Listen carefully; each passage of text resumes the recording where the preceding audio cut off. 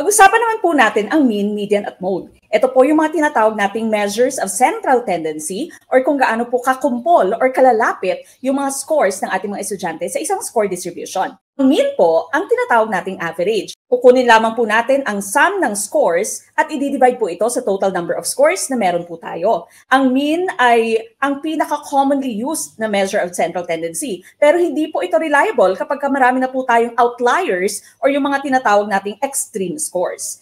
Ang pangalawang measure of central tendency naman po ay yung ating median. Ito po yung pinakagitnang score na meron tayo.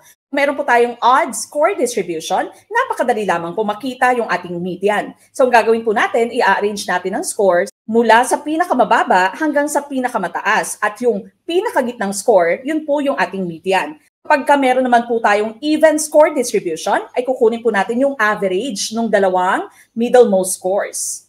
Ang median naman po, ang ginagamit natin or yung pinaka-reliable na measure of central tendency kapag meron na po tayong outliers or extreme scores.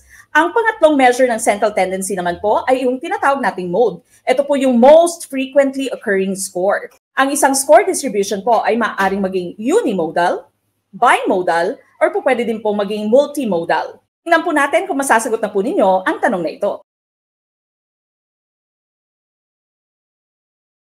Ito po si Coach Mek ng Gurong Pinoy na nagsasabing malit man nabutil ng mga kaalaman, ang dulo nito ay malaking kaginhawaan.